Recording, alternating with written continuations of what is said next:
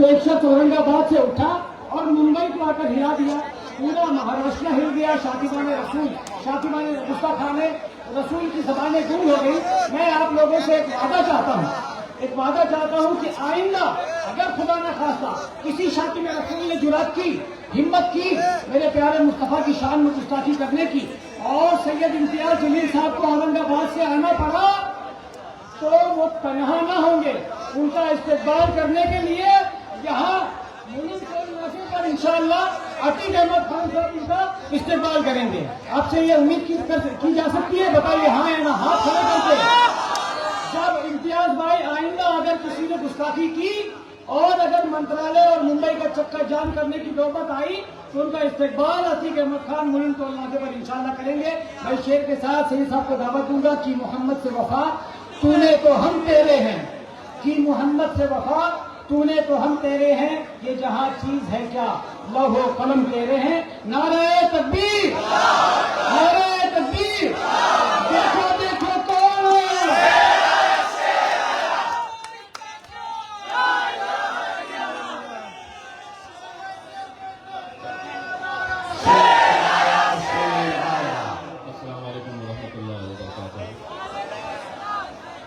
Stage पर मौजूद मजलिस इत्तेहाद मुस्लिमीन के तमाम जिम्मेदारान, वारिस पठान साहब, अतीक भाई, मुबारक से आए हुए सैफ पठान साहब, वहाँ बैठ जाइए।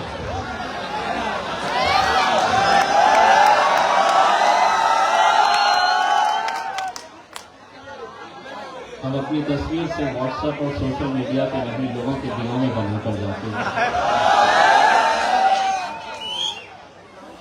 मजलिस के तमाम एडवोकेट अस्मा जी, मैंने आपसे वादा किया था मैं आऊँगा, प्रोग्राम होने के बाद इंशाल्लाह जरूर आऊँगा।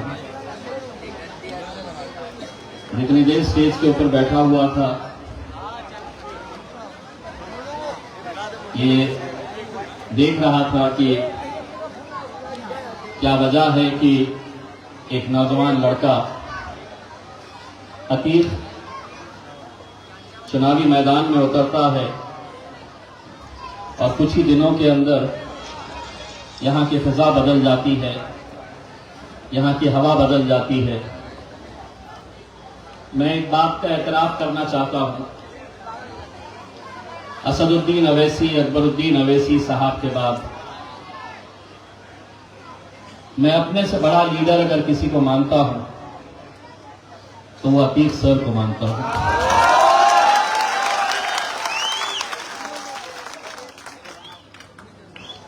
अगर आप मुझसे ये वजह पूछेंगे तो मैं यही कहना चाहूंगा कि जो शख्स हमारे माशरे में, हमारी कौम में गरीबों को तालीम पहुंचाने का काम कर रहा है, उससे बड़ा कोई लीडर हो नहीं सकता। और पिछले कई सालों से अतीक सर जो काम कर रहे हैं वो लफ्जों में बयान नहीं किया जा सकता है। यकीनन मजलिस इत्तेहाद मुस्लिमीन अपना सर झुकाकर गोवंडी की हमारी माएं, बहनें, नौजवानों का, बुजुर्गों का हम तहे दिल से शुक्रिया अदा करते हैं। ये जो यकीन आप लोगों ने इस नौजवान लड़के के ऊपर आपने दिया, जीत और हार जो भी हो, हम हमेशा एक बात कहते हैं कि हमारा काम मेहनत करना है, जीत और हार का जो भी फैसला है वो अपना रब करता है। अल्लाह की मर्जी के बगैर पत्ता भी नहीं हिल सकता है। तो अगर कोई ये समझता है कि अगर किसी को हराकर, किसी को गिराकर कोई बहुत आगे निकलना चाहता है, अपने तकब्बुर में ये सोच रहा है कि मैंने सिर्फ यहां पर अतीक को नहीं हराया बल्कि औरंगाबाद से इम्तियाज जलील को भी हराया, तो एक बात अच्छी तरह से समझ लेना, अगर अपने ईमान पे यकीन है तो ये बात भी सुन लेना कि तुम इज़्ज़ मंतशा तो ज़िल्ल मंतशा, इज्जत का और जिल्लत का देने वाला खुदा है। तुमने ये सोचा कि मुझे गिरा दोगे तो मैं खत्म हो जाऊंगा। आज तुम्हारे ही घर में देखिए अल्हम्दुलिल्लाह के बड़ी मोहब्बतों से मुझे नवाजा जा रहा है। अतीक हारने के बावजूद भी हारा नहीं है, उसने लोगों की मोहब्बतों को जीता है।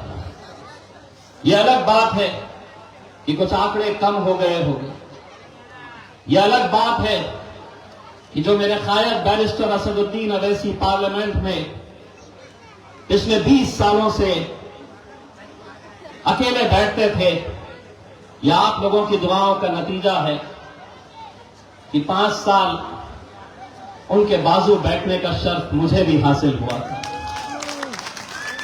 इससे बढ़कर और फख्र की क्या बात हो सकती है कि जो शख्स अकेले लड़ता था पार्लियामेंट के अंदर, उनके बाजू उनके पीछे बैठने का मौका आप लोगों की दुआओं की वजह से अल्लाह ने मुझे भी फराहम किया था। ठीक है, 2000 वोटों से इस बार मैं हार गया और मुझे हराने के लिए जिन जिन लोगों ने जो ताकतें लगाई थी, जिन जिन लोगों ने जो साजिशें रची थी, आज अगर एकनाथ शिंदे के जितने भी आमदार हैं उन्हें लोग गद्दार कह के पुकारते हैं, मैं समझता हूं अगर मुसलमानों का सबसे बड़ा गद्दार है तो लाल टोपी पहनकर तुम्हारी गलियों में घूमने वाला यह अबू आसिम है।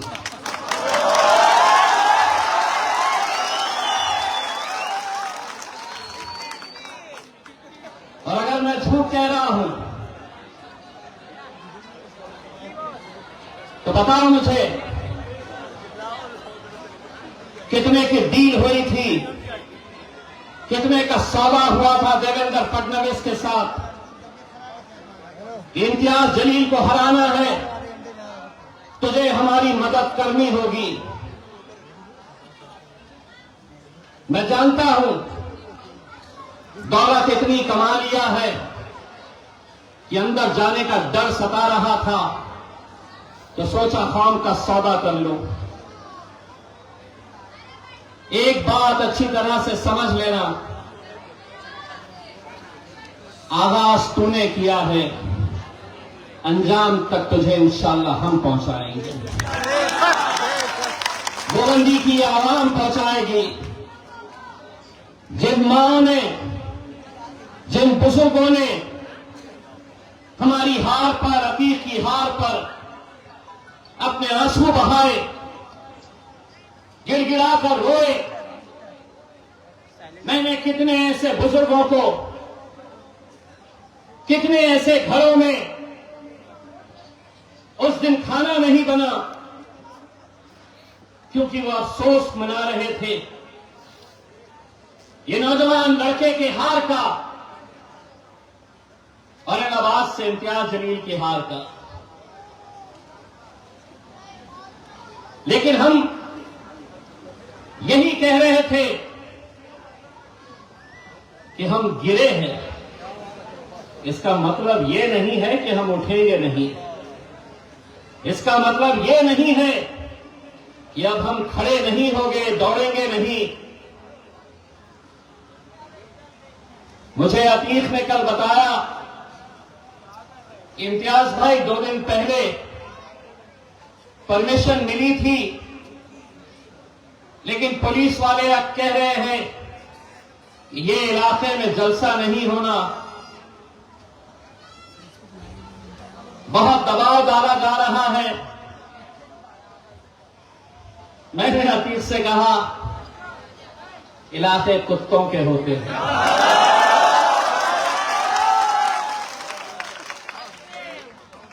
शेर कहीं पर भी जा सकता है।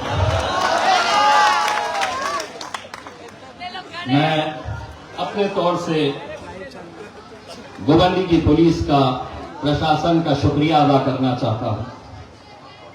लेकिन यहां जितने पुलिस वाले मौजूद हैं, मैं उनसे हाथ जोड़कर एक गुजारिश करना चाहता हूं। बच्चा किसी का भी हो, मां के लिए, बाप के लिए प्यारा होता है। और अगर कोई चंद लोग यहां नशे का कारोबार करवाकर एक पूरी नस्ल को अगर बर्बाद कर रहे हैं, पैसा कमाने के हजारों रास्ते हैं, लेकिन किसी की बद्दुआ लेकर, किसी मां के आंख में आंसू लाकर, आप तसव्वुर करिए गोवंडी की हालात क्यों इतने खराब हो गए हैं। क्या वजह है कि आज हम यहां पर नशे के कारोबार को हम खत्म नहीं कर पा रहे हैं। दोस्तों, बड़ी जिम्मेदारी के साथ ये बात कह रहा हूं। महाराष्ट्र में ही नहीं, पूरे हिंदुस्तान में अगर नशे का कारोबार अगर चलाया जा रहा है तो सरकार इसके पीछे है। सरकार के इशारों के ऊपर इन बस्तियों में, इन मोहल्लों में, इन गलियों में ये नशे का कारोबार चलाया जा रहा है ताकि इन्हें कमजोर किया जाए, इनकी नस्ल को बर्बाद किया जाए। वरना क्या वजह है कि मोहल्ले का हर एक एक लड़का जानता है कि नशे का कारोबार कहां हो रहा है। पुलिस क्यों नहीं जानती है?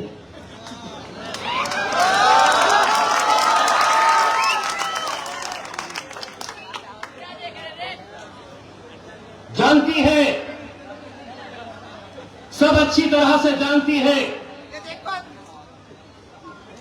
हम आपकी तरफ से गोवंडी की पुलिस को एक पैगाम देने के लिए आए हैं। धंधे आप नहीं बंद कर सकते तो अल्हम्दुलिल्लाह हम में इतनी ताकत है कि हम आकर बंद करवा सकते हैं।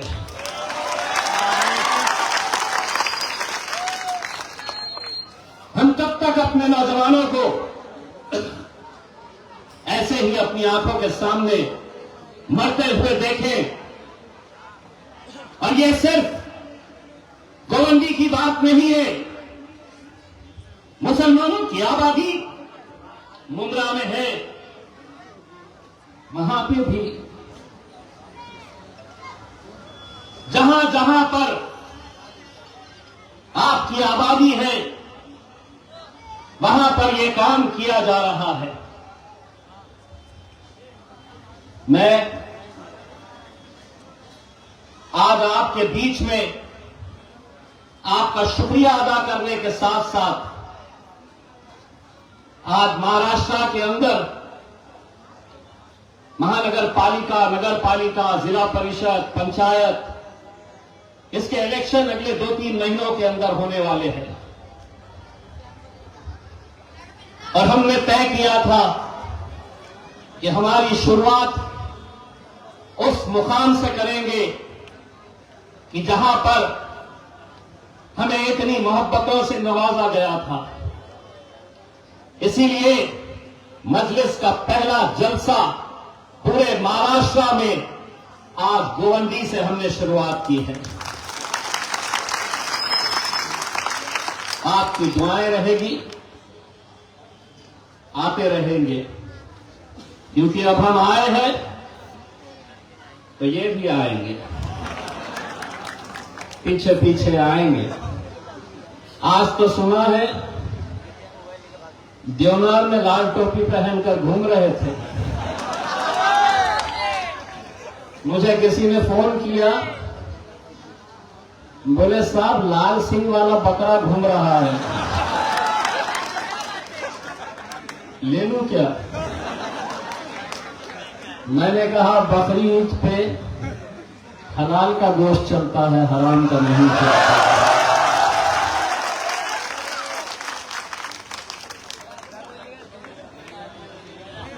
नौटंकी बनकर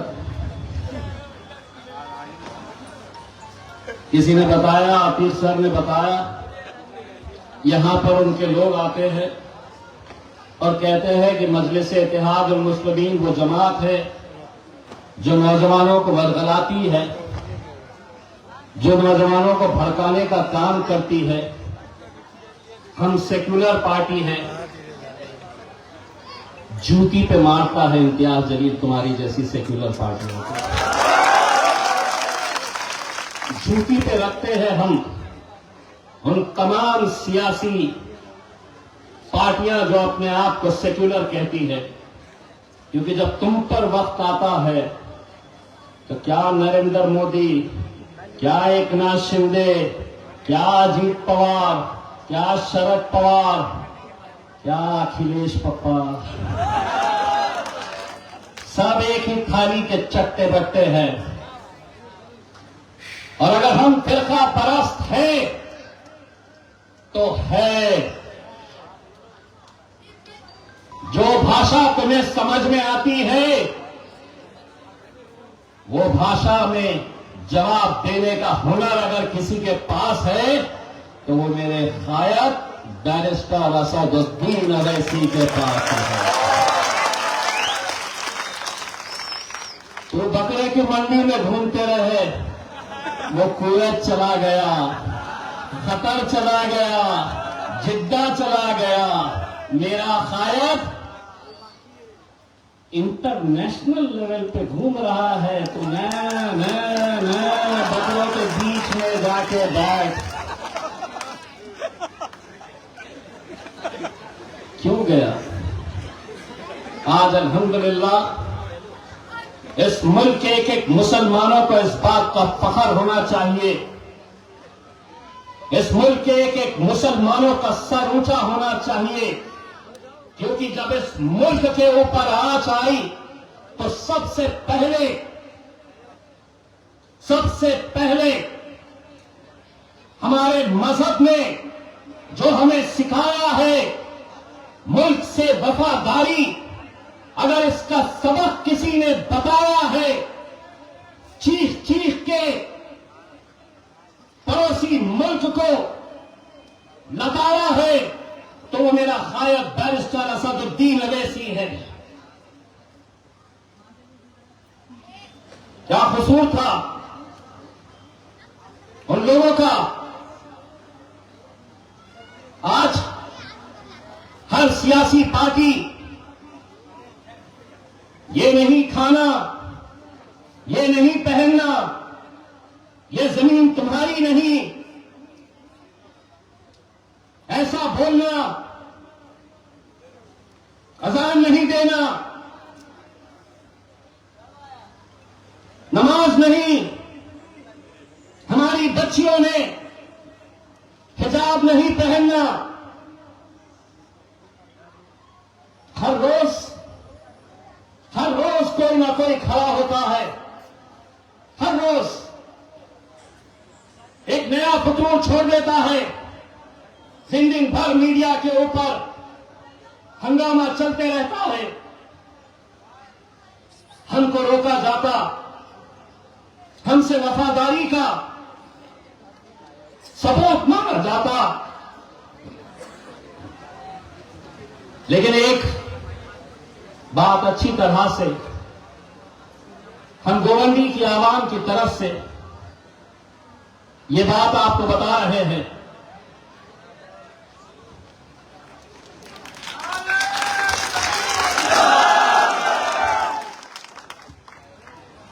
मोदी जी,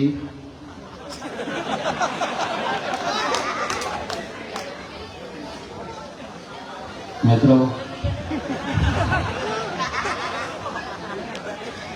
आप क्या समझ रहे हैं? आप हमें परेशान करेंगे तो हम कहीं चले जाएंगे? ना, कहीं नहीं जाने वाले। ये मुल्क जितना आपका है, जितना देवेंद्र फडणवीस का है, जितना एकनाथ शिंदे का है, जितना शरद पवार का है, जितना अजीत पवार का है, जितना अखिलेश पप्पा का है, उतना ही ये मुल्क हमारा है।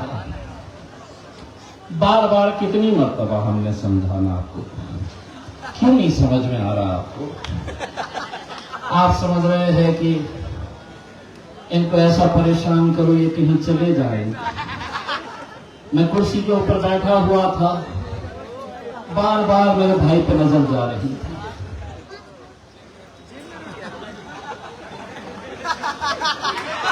उत्तर प्रदेश की याद आ रही थी।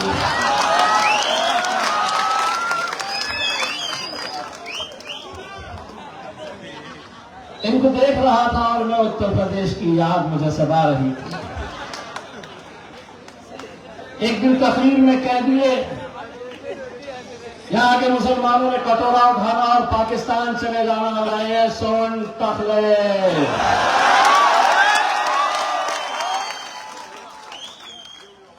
ये मुल्क तेरे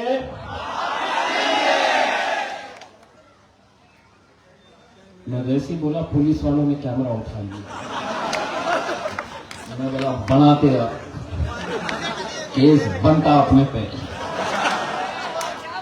कहां से बनेगा जी, हमने तो सिर्फ आधा बोले हैं ना,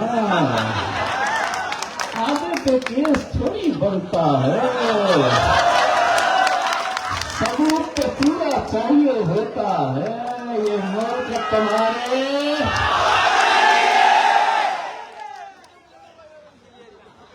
अब क्या करते, अब क्या करते? लाल सिंह वाला बकरा फोन करेगा, बनाओ केस, हम बोलेंगे ये बकरे ये ले।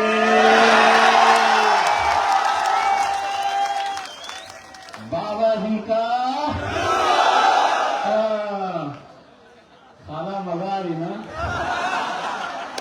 2-3 महीने के बाद निकलना, जना दन देना। सिर्फ अतीत का बदला नहीं, तुम्हारा बेटा, तुम्हारा भाई इम्तियाज जलील का बदला भी गोविंद जी की आवाज में लेना है। यकीन मानिए, यकीन मानिए, मैं आपसे वादा कर रहा हूं कि कहीं पर भी कितनी सीटें आ जाए, गोवंदी के अंदर अगर आप लोगों ने मजलिस को कामयाब किया तो सबसे पहला जीत का जश्न इंशाअल्लाह हम गोवंदी के अंदर मनाएंगे, जिसके अंदर असदुद्दीन अवैसी साहब भी यहां पर आए। मेरे भाइयों, हम एक ऐसे दौर से गुजर रहे हैं जहां कोई अपना नहीं है, कोई तुम्हारे साथ खड़े रहने वाला नहीं है। हमारी लड़ाई, ये मेरे को पीछे से बोल रहे 4 मिनट बचे हैं। T20 के अंदर आखिरी ओवर के अंदर ही बैटिंग चलती है। तो ये है कि आपकी लड़ाई आप ही को लड़नी है। आप अच्छी तरह से उस मंजर को जानते होंगे जब मेरे नबी करीम सल्लल्लाहु अलैहि वसल्लम के खिलाफ गुस्ताखी हुई तो हमने कहा कि हम 4 लोग 10 लोग जाकर किसी पुलिस अधिकारी को हम निवेदन देकर तस्वीरें नहीं छपवाएंगे। अगर तुझे भाषा रास्ते की समझ में आती है तो हम रास्ते पे आएंगे। और अल्हम्दुलिल्लाह पूरे हिंदुस्तान की तारीख के अंदर मेरी कोई हैसियत नहीं थी, मेरी कोई ताकत नहीं थी, लेकिन मेरे आका, मेरे रसूल मोहम्मद सल्लल्लाहु अलैहि वसल्लम का नाम जब आया तो अल्हम्दुलिल्लाह महाराष्ट्र की सड़कों के ऊपर सरों का समंदर नजर आया। एक एक नौजवान रास्ते के ऊपर निकल आया। अगर एक बार हम आ सकते हैं, दोबारा कोई हिम्मत करा तो दूसरी बार भी बंबई को जान करने की ताकत अल्हम्दुलिल्लाह